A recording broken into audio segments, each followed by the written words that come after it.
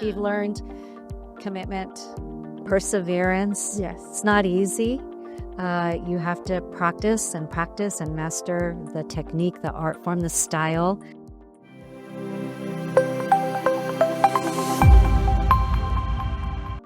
Welcome back, amigos. El Aviso Community Podcast.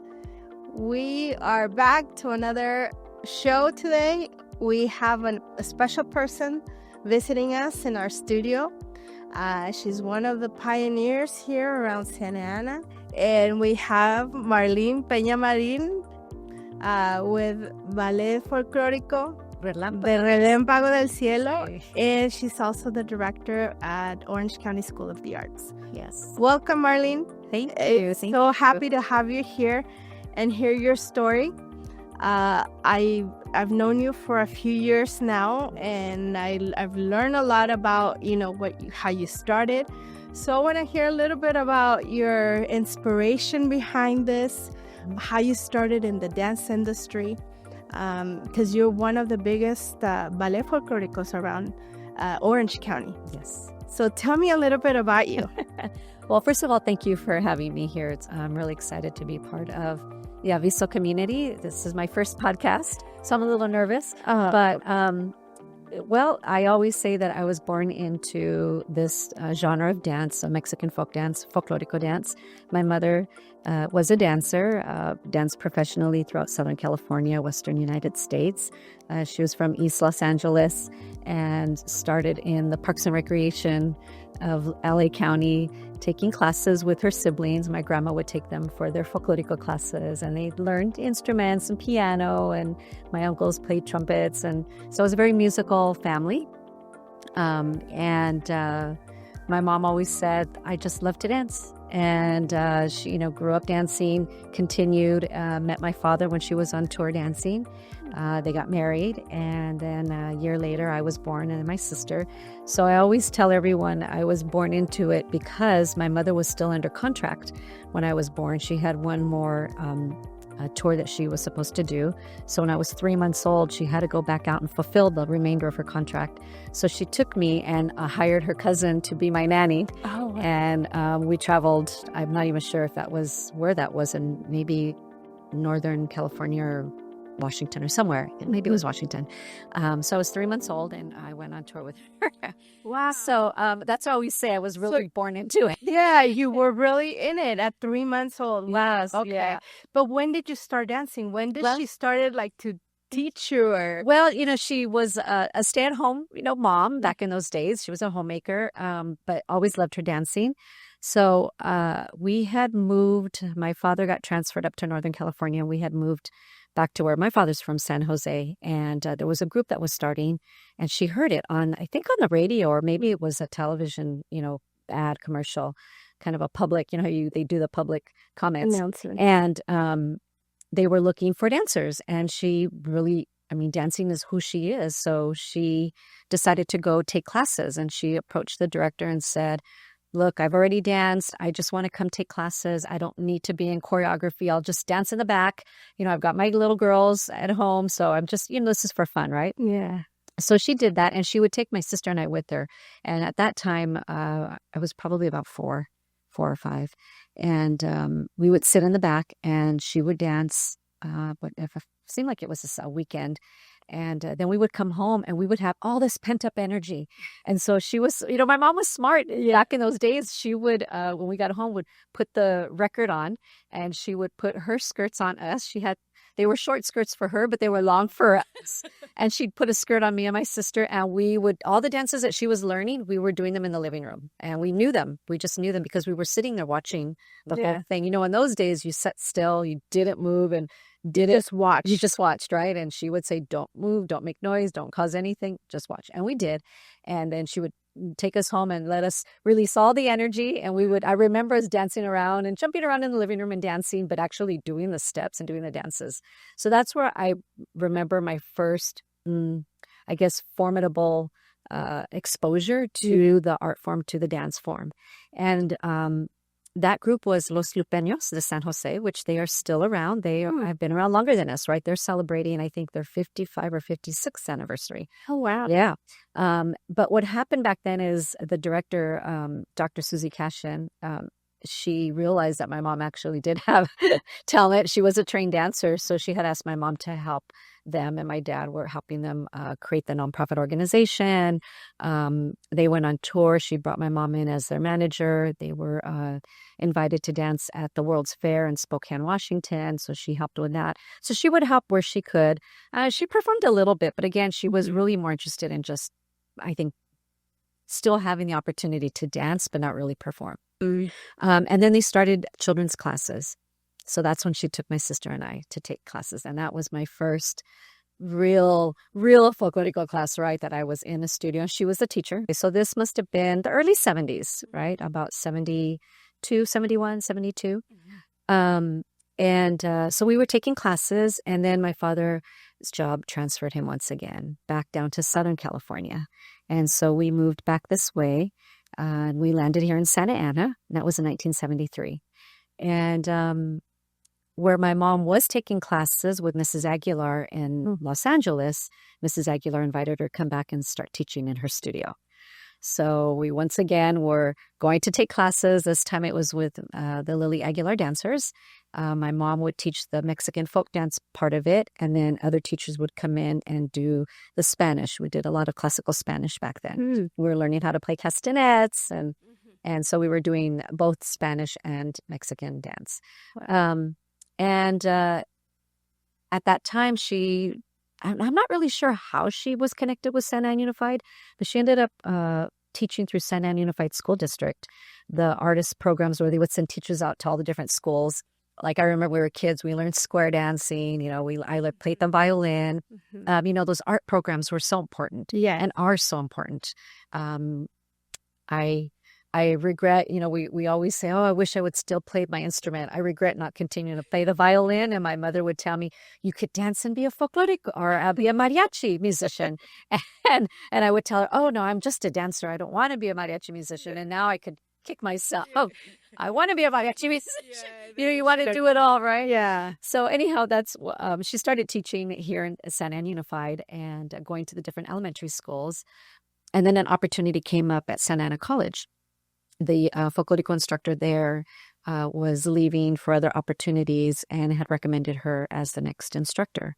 So she had to, back in those days, she was able to receive an emergency credential and was able to start teaching at Santa Ana College. Oh, nice. So, yeah. So, really, my sister and I, we kind of followed her teaching path. And that gave us our exposure. So honestly, she was my inspiration. So it's like a family thing, because I know that your daughters also follow you into it. Yes. So how was Relampago del Cielo? How did it start? I know your mom started. Right. She did. And from there, I know that you have been teaching as well. Yes. Because that's where I met you. Right. So how did it all start? Where did she I know it started here in Santa Ana, right? Okay. It actually started at Santa Ana College. So I always say we were born and raised in Santa Ana, and our roots are very strong here in Santa Ana in this community, and we're very proud of that. So she was teaching folklorico classes, and her students consisted of college students. Also, elementary school teachers would go and take classes so that they could learn dances to take back to their students, right, to teach for their art program of the day. And there were these sisters taking classes, Mally and Becky Munoz, and they were taking classes with my mom, and were really falling in love with the art form. And also, the way I see it is they were really understanding the culture as a whole, right? She was not just teaching the dances, but she was teaching them some of the background, some of the historical content, and they really fell in love with it, and they wanted to do more with it. So they started approaching her about starting a dance group.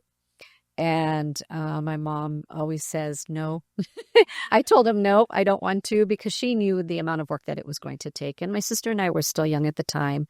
I think I was probably 9. My sister was 8, maybe going on 10. And she just knew that it was going to be a lot of work. And she told him no. And so the story is that they, really were on her for quite some time, maybe almost a year. And finally, she relinquished and said, okay, we're going to do this, but we're going to do this together. So it definitely has to be, we're all taking on the responsibilities, because she recognized that there was no way that she could do it by herself. We're talking about costuming and research and putting together programs. So they decided to do it. And I remember they had a show that they were preparing for, a community show, and they needed to come up with a name. So they had gone to our house one night, and my mom had a collection of albums, has a collection of albums of all genres of Mexican folk traditional music, mariachi music, son jarocho, azteca, music from Chiapas, from all the different regions of Mexico. And they were listening to albums, and they were there for hours. And I remember my sister and I, in our room playing, coming out and listening to them talk, going back to the room. And I think finally we went to bed. They were still there. And someone put on the song El Relampago. And they liked the tune, and then they were listening, and they said, okay, El Relampago. So they were taking the word Relampago, and they were trying to put it in different formats to see, maybe how we could come in. Yeah, how would we come up with a name? How would this fit? So someone said Relampago del Cielo. Nobody can remember who exactly was the person that said it. And they all thought, oh, that kind of has a nice tone to it. That has a ring. And they needed to fill out a contract, so they had to come up with a name. So it just stuck with them, and they, Relampago de este, Relampago de Relampago, and finally Relampago del Cielo came out, and that stuck, and they thought, wow, lightning from the sky. Sounds very powerful, right? Very dramatic. So they were also with that pressure of signing a contract and trying to find a name. So I'm sure they were like, yeah, which I think they were at the house till probably about 3 a.m. Wow. Yeah, going through songs and finding names. So that's the name that they came up with. Contracts were signed, and their first show was a small performance. I believe it was there on the campus of Santa Ana College, and they had in 4 months had to put together a show.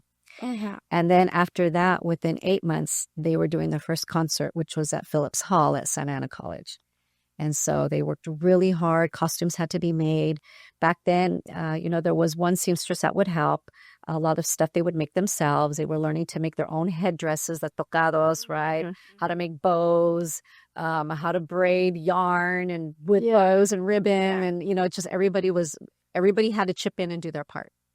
And these dresses, I've seen them. They are a work of art. Yes. They are beautiful. They are well made. Yes. And you have one for every single region of Mexico. Right. And I'm like, so, it's amazing. It's just extraordinary to see all those dresses so colorful, and the shows are well put together. Right. I see one of the things I've noticed that, and maybe help me out right here. I see that this brings the kids, especially little girls, the form of dancing, and it gives them like a base where they can be like more responsible. So they bring them a sense of responsibility for being there, because you have them getting ready for a show. Absolutely. So what else does these girls, you think they learn, or what you've seen? We've all learned, right? We've learned commitment, perseverance. Yes. It's not easy. You have to practice and master the technique, the art form, the style. You mentioned all the costuming from all the different regions. Well, if you think about Mexico, there's 32 states, and each state has a dance form and costume specific to that. So as much as it is footwork intensive and there's different pasos, there's actually different unique styles that are part of the different regions, right? So there's a lot of research that goes into that. And I always say, especially to my students and to my dancers, we are representing a group of people. We are representing a community, and it's our responsibility to represent that correctly, to do the research and try to be as authentic and as respectful to those communities, right? So back to your point of what are you teaching these students, right? The life skills, commitment, perseverance. If you don't get it the first time, you keep on going forward. You keep on working at it. It's worth the drive. And these are life skills, as you know, right? Yes. These are transferable. They're taking it with them everywhere they go. Right. They, I always tell them, this is going to benefit you If you move on to higher education, in the workforce, teamwork, we dance as a group. It's very few solo dancers. It's really much group and collective and what we call ensemble work. So having to work in a team environment. So it's not I, it's we. And how do we do that and support everyone and help everybody rise to the occasion? Right. And that you need that in any work environment, right? Unless you're working solo at home, oftentimes you have to work with other people. And how do you bring your best foot forward in that? Mm-hmm, mm-hmm. I mean, I've seen the shows and they're just spectacular. They're like, I've gotten to see the ones that you've done at OSHA as well, and the ones from Relampago, and they're just amazing. So if you guys have the opportunity, please come and watch them. And I know that you guys are turning 50 this year. Right. We are in the middle of our 50th anniversary. We're kind of pinching ourselves. I tell my mom, could you have ever thought? And she said, we couldn't think past the first year, let alone, 10, 20, 25 years, now 50 years. It's easy to say, but I'm sure it's been a struggle. You've overcome like all these different challenges. We were talking about challenges, right? And we'll go to that in a minute. But I know that you guys have like a year full of different events going on. Right. Do you want to elaborate a little bit more on those so maybe people can come and check it out? Absolutely, absolutely. So as the years were leading up to the 50th, we sat back and had many conversations. How do we celebrate this? What do we do to celebrate 50 years? It's a huge milestone, especially for cultural nonprofit organizations, right? We are a nonprofit organization. We are 501c3. We are reliant on tuition that our parents pay for student classes, as well as grants and donors, sponsors. And the goal was always and has always been to have our own dance studio, but really a cultural center where we can celebrate the culture, yes, through dance and through music, but also other art forms, mariachi music, coro, the visual arts, right? The culinary arts. There's so much beauty within the culture that we could share. And what if we had a cultural center, a space that we could really share and elaborate more and offer more to our community, to our families, enriching their connection to their heritage, but also enriching the community through all the different art forms of the Mexican traditions, right? All that to say is, as we've grown over the 50 years, of course, the challenges, right, which we'll talk about in a minute, but the beauty is how to celebrate it, right? So we decided, what if we do a year-long celebration and have different events that celebrate this history? So we kicked it off this past September with a company concert with our professional dance company, but also community festival. And we did it on the campus of the new theater, Valley High School, beautiful theater. San An Unified has done a wonderful job in investing in their art programming. They have an amazing culinary, auto mechanic, and then their theater, state-of-the-art theater. I walked in and I went, wow, oh my gosh, this is an artist, a director's dream. Yeah. How many people came over to see you guys?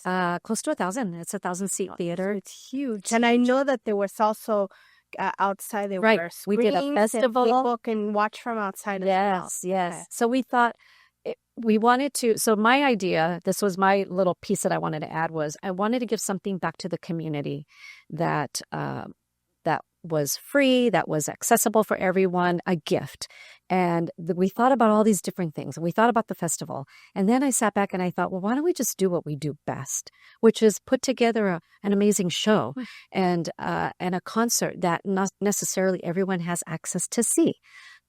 Ticket prices to a theater can be expensive. If we're talking about a family of 4, 5, 6, it can add up. So we went back to the drawing board and said, okay, how are we going to fund a free concert? Because there's costs involved, right? We have to rent the theater, the rehearsals, the staff, the costuming that you mentioned, right? Yes. Very elaborate. So we started a campaign, and we're still on this campaign of supporting that kickoff. And it was a huge success. We brought in food vendors. We did receive a grant from the City of Santa Ana Arts and Culture Commission, which was amazing. We were super thankful because that really was kind of the impetus to help us move forward with this. But also, how do we impact our community and help our community, we brought in food vendors, we brought in artesanías, we brought in other resources, community resources. It was well received. I would say throughout the day, we probably had about 2,000 people that came through there. Yeah, it was amazing. Yeah, more than we had anticipated, which was awesome. So that was the kickoff of the event. Then we decided to tell the history of Relampago through the costuming. That is so elaborate. And through the 50 years of costuming, because like any art form, it has evolved over the years. Right. The way we did costumes and the costumes that we created back in the 70s are very different than what you see now. Oh, They're the same. Show those? Right. So they're the same, but yet different. Things have evolved. The dance form has evolved. The way I danced when I was younger is very different than how we're dancing today. Right. In the sense that our dancers their training is more extensive, their abilities are more extensive. So things start to evolve and start to express that in the art form, right? So on a Saturday, February 7th, we will be hosting a show, Nuestros Trajes, which is the history of Relampago through the costuming. Okay. And so it will talk about the eras of when it started with my mom, when she retired, our next directors that came in, what they mounted, the things and the cuadros that they put together in the costuming. And then when I started teaching the children, which was in the 80s, I can't believe it. It sounds it was yesterday. Yes. Yes, in my mind, yesterday it was. And then, where I started with the costuming with the children, I was teaching the children. I started teaching around 1986, 87. And then how has that evolved to now? So we're really excited. We're working on that right now. Where's that one going to take place? That will be back at where it all started at Santa Ana College in Phillips Hall. So we're super excited to go back to our home. People, please make sure, write it on your calendars. We got to go check it out. Saturday, February 7th. Yes, at 7 p.m.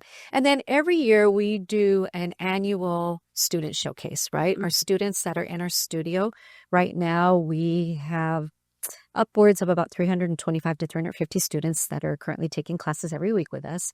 And what's the best way to show what you're doing is to present it in a concert. And so years ago, I thought about, we do a lot of community performances, which is really the heart and soul of who we are and what we do. We always say that we educate the community through our dance and through our art. But being on a stage as a child, walking out on a stage, being able to present to thousands of people, that's huge for a child. And I think it's transformative. I think it sometimes is life-changing. It allows them this moment to shine in a way that they're not used to or maybe don't have the opportunity. Yes. So every year we hold an annual student showcase at Santa Ana High School. We really, as much as we expand to other communities, we also want to support our community here. And so the largest theater we have is Santa Ana High School, Bill Medley Auditorium. So that performance will be on Saturday, March 7th at 7 p.m. Tickets will go on sale. All these events tickets will go on sale within the next month. That will be our 50th anniversary student showcase. Okay. And we will have a link on our YouTube. Yes. We'll put a link for your website so people can get tickets. Wonderful. Wonderful. Thank you for that. And then we thought, well, we want to come together also, and celebrate just in community, right? And we are working on a gala banquet that will be on Saturday, May 2nd at the Santa Ana Elks Lodge. And so that's coming. And then we will culminate all of this with a gala concert on Saturday, August 15th, 2026 at the Musical Center for the Arts. And that will be our professional dance company along with probably some alumni dancers and bringing back some of the past dancers that have grown in our program. And the really neat thing we're seeing now is the second and third generations that are part of the organization. The dancers that grew up in the program and they're now bringing their children. That's what we were talking about earlier. And I'm sure that's like, oh my God, for you to see that.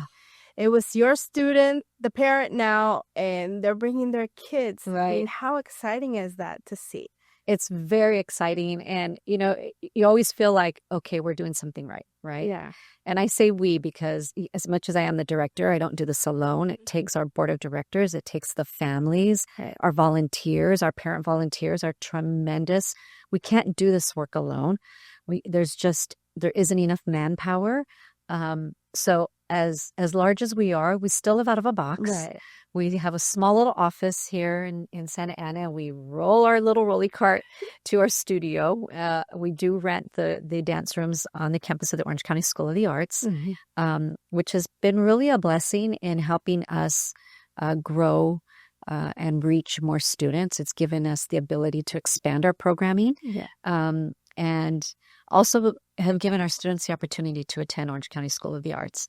And back to your point of legacy, right? Yeah. So, I'm dancing and now I'm having my children, and I always thought, well, whatever they want to do as a parent, right? I'm going to expose them to all the things. And if they want to dance, fine. If they don't, they want to play baseball or soccer, that's great. We're going to support whatever. Yeah. Play piano, we're going to support it. And they did. My son and my daughters, did sports, played piano, did guitar. They tried everything. They tried everything, but they danced. And I'm very happy to say that they are dancing. My son has since retired, and he just graduated from nursing school and is a nurse now. And we're very proud of him, but still very connected to his community. And my daughters are dancing and teaching and doing all the things and really living the artist's life. And so now we're in the third generation of Relampago legacy. And we're seeing that with our students that grew up, my students that now their children are coming. Yeah. You almost feel like it's unbelievable. And I've seen them come back all the time. I've seen moms of ex-students coming back, and I've seen the kids coming back. Right. So, I mean, this is just like, it's like nourishing for them to see how, a company like yours it's grown so much. Also, let me hear a little bit about how you got into Disneyland. You've been doing the parades. Yes. At Disneyland during Christmas time. Yeah. Tell me a little bit more about that, because that, to me, that's a huge accomplishment on your part, because I know that you've been most of it behind this. Yeah. And I've seen your daughters dance there. Yes. In person. I mean, it's a beautiful show that they put out there also. Tell me a little bit more about that. Yes. Well, another pinch me moment when I get together with my compañeros and compañeras, right? The people that I grew up dancing with. And we always look at each other when we go to the shows and we say, we could have never imagined that this would be an opportunity or an option for us as dancers. We would have done it in a heartbeat.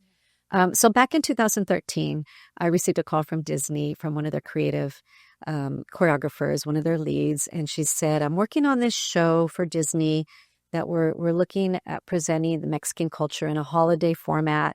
And we want to include folklorico dancers. And I'd love to come and witness one of your rehearsals. I'd like to take a look at it, talk to you further about it. And I thought, wow, okay, sure, come on over. So she did. She came to a rehearsal on a Saturday, and she just sat in the back and watched as we were running through some technique work, and then we ran through some dances. And then she pulled me aside and she says, there's a lot of technique involved in this dance form. And I said, oh, yes. I said, these dancers here have been dancing since they were 5, 6, 7 years old, and they are now young adults and very committed to the art form. And she could see the footwork, the body movement, the skirt work, all of it, the gentleman, the strength and the power that it takes, right? When they transform into that character. And so she says, yeah, we're working on a holiday show, but I'm just kind of doing my research. I'm gathering information, and, hopefully we'll be back in touch. And that was the last I heard. And that was about spring. I think it was April of 2013. Well, then in September, they call me back again, and they invite me in to take a look at the drawings that they had put together of this show that they had developed. They had for a year had been researching. They had traveled to Mexico during the holidays. So I was really impressed with their desire to authentically put together a show that really represented the Mexican culture and was respectful of the culture. You always, especially as I consider myself a culture bearer, we feel a certain amount of responsibility that the art form is being presented correctly. and respectfully, as I always say. Yeah. And so there was a little part of me that thought, oh boy, what is this going to be? What am I going to walk into, right? Yeah. So I walked in and they laid out these beautiful printouts of the float that they had designed, what the show was going to look like along the street. So as much as it was a parade, it really is a show. Parade's out, and it was this show that was going to be about 13 to 15 minutes long, and they wanted 10 couples of folklorico dancers. It included Brazilian dancers because it was all geared around the Three Caballeros. So, and that was a show that we grew up on when we were little. It was a movie that Walt Disney had developed, and it was the first movie that they had incorporated animation with live actors. And the characters were the Three Caballeros, a bird from Brazil, right? Jose, a Panchito from Mexico, and then Donald Duck. So, and it was about, the movie was actually developed, and it was all created about bringing goodwill between Latin America and the Americas, so Central and South America and North America. And so the government actually had contacted Walt Disney to create this. And so all these years forward, now we're going back to those characters to bring this show that will reach the Mexican community, the Brazilian community. So I'm sitting in this meeting and I'm looking at all of this, and in my head, I'm just thinking, wow, what is this? And then they said, we want 10 couples a day, every day. The show's going to run for 60 days, 6 shows a day. It's going to be a full 8-hour day. Wow. And in my head, I thought, how am I going to hire together all these dancers, 20 dancers every day for 60 days, every day, full time? And they said, what do you think? And of course, yes, I can do that. We can do that.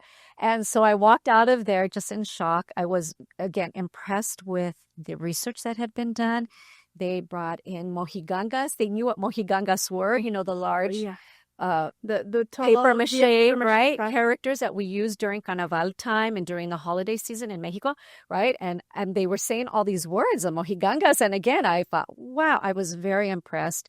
And I was very pleased. It warmed my heart to know that they were really trying to present something that was authentic, right? And they talked about papel picado, and they showed me different costumes because they had parade dancers that they were going to include and flags that were in the style of papel picado. I mean, it was just the whole thing, right? So what do? I run home to mommy because I had to share this, right? So I ran to my mom's house and I said, you are not going to believe this. And we sat there and we talked about it and we were very excited.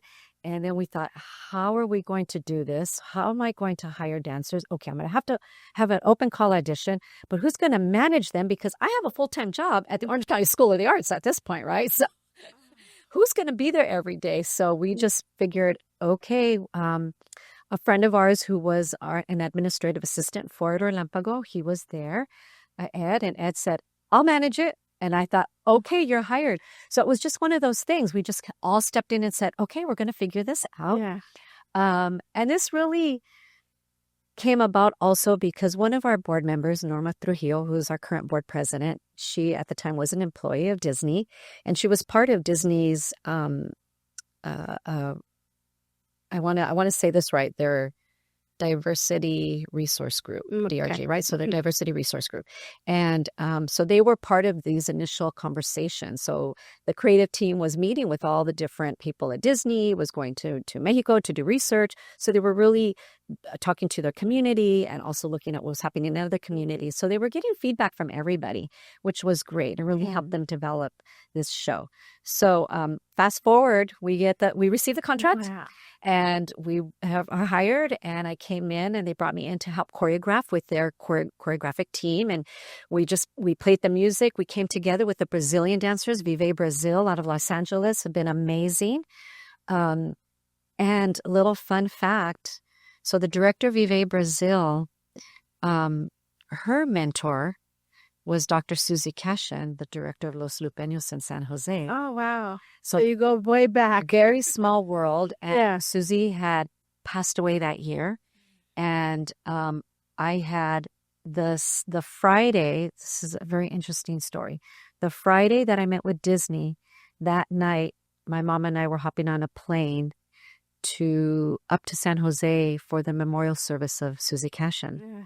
And so when I was in the meeting, they were telling me, yeah, we're thinking about reaching out to this Brazilian group in LA, Vive Brazil. Do you know them? I said, I've heard of them, but I don't know them. But I've heard of them. I know they do amazing work.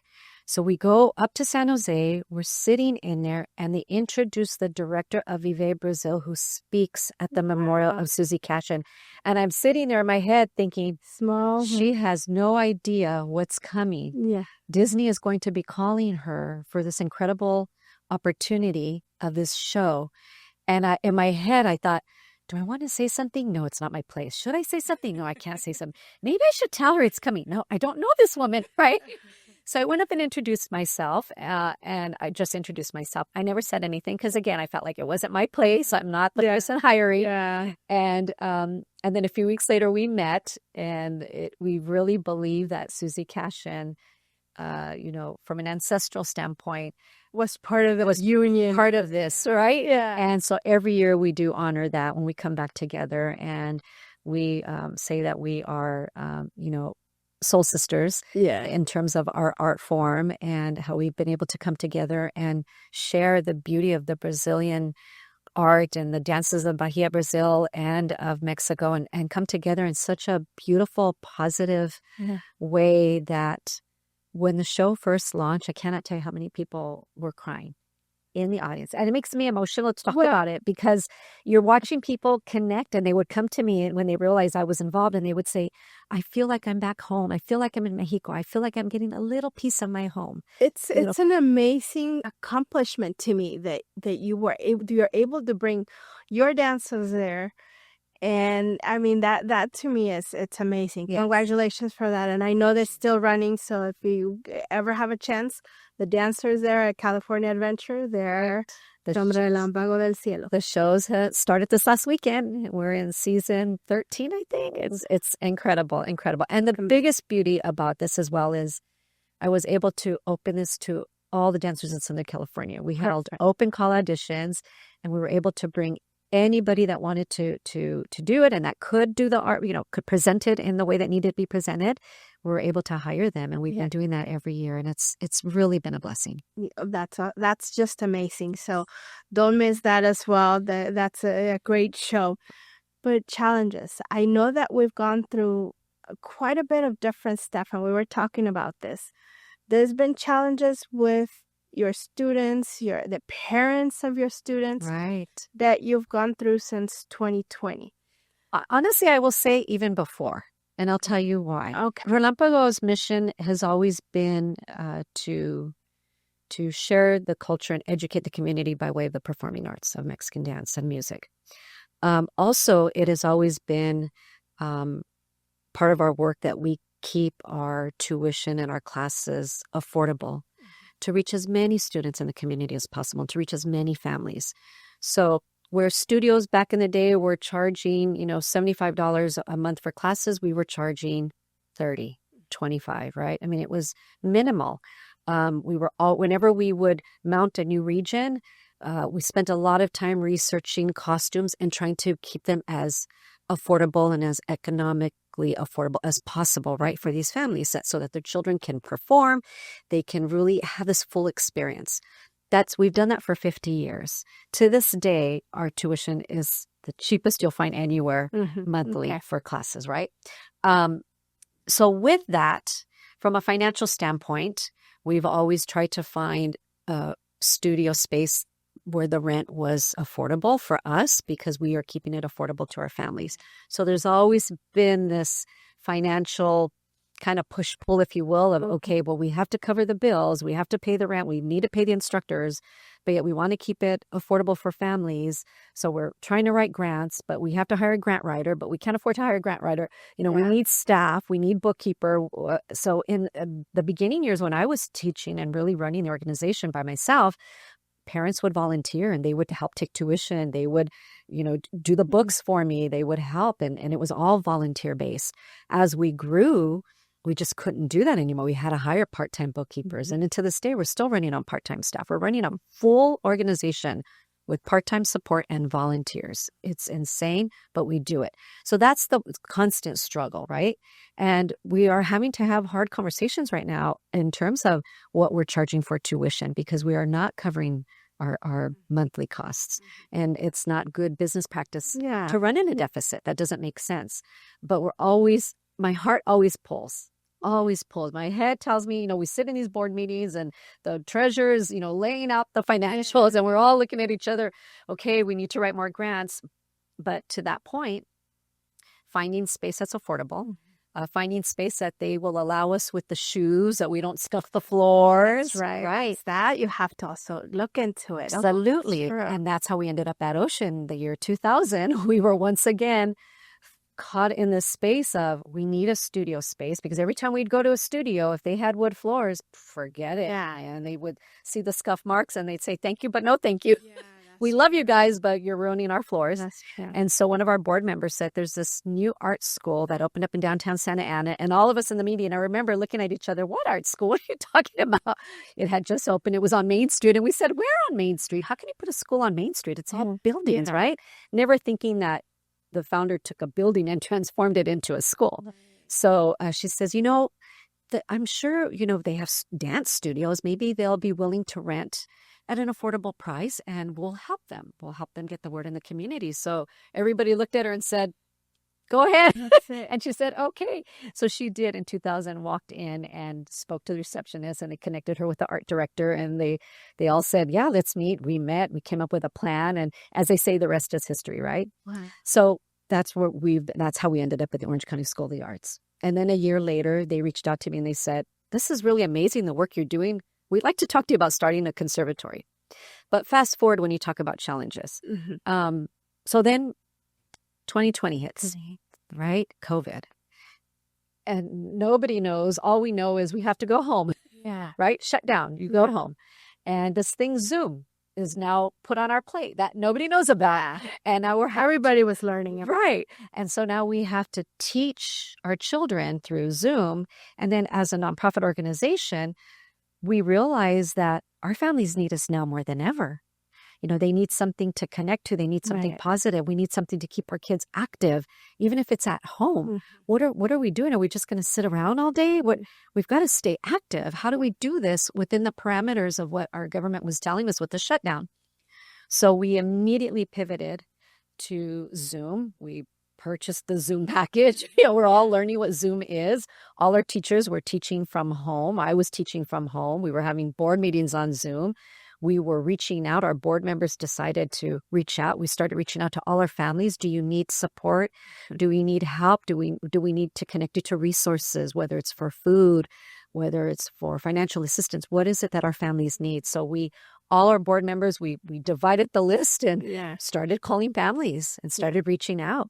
And so we started teaching Zoom like everybody else. Everybody did it and we made it happen. But we definitely saw firsthand the struggles of our families. We saw what was happening in their homes and how we were all our families were trying to do the best that they could, trying to carve out a little space for the kiddos to dance, right? It was in the backyard. It was in the patio. It was on the balcony of the apartment. It was on carpet or, their dad would get a little piece of platform, a tarima, something, right? So their kid could dance on. So, we all came together. But it was difficult, obviously, tuition, we weren't charging tuition. How could we charge? People were trying to feed their families. So we stopped charging tuition.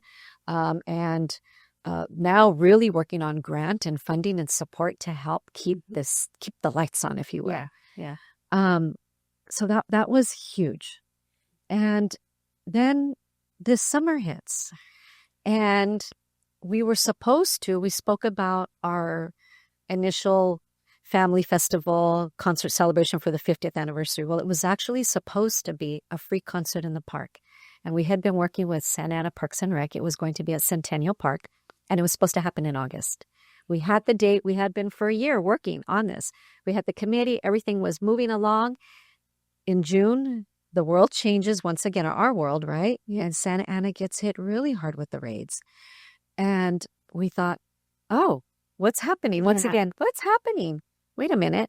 Then the next weekend, then the next week. And it was continual. And so I thought, okay, how are we going to have a festival in the park when these raids are happening in the community, in the parks, in the stores, at the gas stations. So once again, pivot. What do we do? How do we go back to the drawing board? Yeah. How do we think through now processing what's happening? Right. It's heartbreaking to watch. How do we process our community? And how do we celebrate, right, in the park? It just doesn't make sense. So we thought, okay, let's pause. And yeah, we don't know. Is this going to happen for a week? For 2 weeks? Is this a month? Yeah, it's been going. It's still ongoing to this day. To this day, right? We had no idea. We didn't know. And then the extent, right? The extremity of it. It was just hard to fathom. So emotionally, we're trying to wrap our head. I'm personally trying to wrap my head around this. I'm sad. I'm angry. I'm all the things, shocked. But we have to go back and figure out, what do we do? So it was pause, right? And then how do we support our families? So our families, on any given Saturday, we're using the dance studios at the Orange County School of the Arts. And it's this beautiful dance building that's right there on Main Street. And in the front, there's this beautiful grass area. And our families typically sit out there and we do coffee sales. Parents donate café, pan dulce, conchitas. And it's all fundraising, right? And we're all out there, a happy family. And then we realize, oh my gosh, our families are right out there on Main Street, right? Out in the open. Yeah. So again, we start thinking pivot. So I call my supervisors at OSHA and I say, I really would love to see if we can move our families inside our plaza and behind the gate. It's still open. We're still outdoors, but it's safe, a little bit safer. Safe. And of course, they were so lovely and so accommodating. Absolutely move them wherever you need to. So we did. And so we still continued because we were receiving phone calls. I mean, we've had families that have left because the parents were not, didn't feel comfortable leaving their home and didn't want to, some of our families come on the bus. They weren't about to get on a bus to come to downtown Santa Ana in the heart of where this was happening. There was no way. So, another challenge, right? And now the financial challenge of that, because we were losing grants. The grants that we had been awarded were rescinded because we no longer are in alignment with the government's wants or needs or idea of what should be happening. So that's another huge blow because, again, our tuition we keep it the lowest we can, probably lower than we should, really. Yeah. And so, but in that also that fortitude and perseverance of, well, we can't hide. We can't crawl under a rock. No. Our art form, once again, is needed now more than ever. Right. We need to give our students and our community something to enjoy and not feel like they're hiding, right? Or they can't enjoy. So then I thought, well, what could we do? We wanted it outside, open. Where could we go and still feel safe, but be in the open? So immediately I thought, our schools, our school district. Well, Santa Ana High School has a beautiful Plaza del Sol, right? We could do the festival there and then come inside the theater because we were going to do the concert. We were going to bring a full stage to Centennial Park, right? Oh no, we were going to do a full production. So, and then Robin McNair, who was just recently retired, the head of the Visual and Performing Arts for Santa Ana Unified, says, have you looked at Valley High School? And I said, oh, no, I haven't. And I knew that they were under a remodel, reconstruction of the theater, but I didn't know where that landed. And she said, go get a hold of them. So she put me in contact with their assistant principal, and we did a walkthrough. And blown away. And I thought, wow, this is a beautiful theater. And they also, outside of their CTE culinary, had this beautiful green space, and they had a little stage outside. I mean, it was very thoughtful in how they had created that whole space for their students, right? And I thought, this is perfect. Yeah. We are still open. We're still outside, but behind the confines of a gate of a school. And Valley was amazing to work with. They were absolutely lovely. The Santa Ana Unified School District was incredible to work with. Their facilities coordinator, all of them, everybody was very excited because we were the first rental, first event that was taking place after the remodel of the theater and of the campus. So there was a lot of responsibility. I felt a lot of responsibility in making sure the first ones to do the show. Right. We were using the theater, wanted to make sure that, again, that we were taking care of the space and making sure that even the outdoor event, the festival, that we were taking care of the space. It was brand new, grass, and we were putting tents in and tables and chairs and all that to say it was lovely. So, I mean, out of the challenges we've managed to overcome, we've managed to, this word we keep saying, my sister says, you keep saying that word pivot, and became a word that was used during COVID. And we just have to keep switching and rethinking and reimagining how we're going to continue the work, because the work is so important. And it's a great opportunity you gave all our viewers today to listen to you, what you have to say about thank you. Relampago. I think you have a great company. Thank you. I personally, I mean, to teach someone, a kid, a younger generation, our culture, how, the Mexican culture, you go by regions, you talk about the regions and how they do it. I mean, to me, that's amazing. It's part of our culture.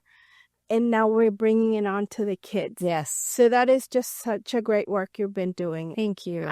Congratulations, Marlene. Thank you so much. I really appreciate you coming down. Well, I'd like to share, of course, our classes continue every Saturday. We are on the campus of the Orange County School of the Arts. Classes run from 9 to 12, and we offer open enrollment for students 3 years old, children 3 years old, all the way to adults. We also have a class for moms. Moms are sitting there. We say, do you want to take a class? And of course, great exercise. It's for fun, a class for fun. And then apart from that, we do have our dance company, which is audition-based, but many of our students grow up in the program and audition for the company, and we open that to the community at large. So that is always there, and that really is the staple of our organization. Moving forward, obviously, the goal is always to find a space that we can create a cultural center. But we've been here 50 years, and I know we're going to continue at least another 50 years. And you're going to find a perfect spot, I'm sure. Right. And thank you to the community for the support. We could not have done this without our community. Our community has been so supportive over so many years, whether they're business owners, parents, siblings, the tíos, the tías, the abuelos, the abuelas, everybody comes together. And I remember one time I brought a maestro from Mexico, and he was there on a Saturday, and he said, Marlene, he said, more than anything, apart from the dancing, which is amazing, he said, you're building community with your families. He said, and that's the most important part of all the work that's happening. So we want to continue to build that community. And I totally see that, Marlene. And one thing I didn't want to forget about, another thing I know, you've brought people from different places in Mexico to teach your students. That, to me, it has been amazing. I know last year you brought the daughter of Amelia Hernandez. You brought another person from Veracruz. Yes. So all that, your kids will be exposed to all this folklorico dance. And that is amazing, and all the techniques that all the professional dancers. Right. You have to see her shows. Please check it out. Coming up this February 7th is our Nuestros Trajes. And then March. And March 7th is our show. Showcase. So we thank you for following us and watching our podcast today. So don't forget to stay tuned for the next podcast that we're going to have pretty soon. And have a good one.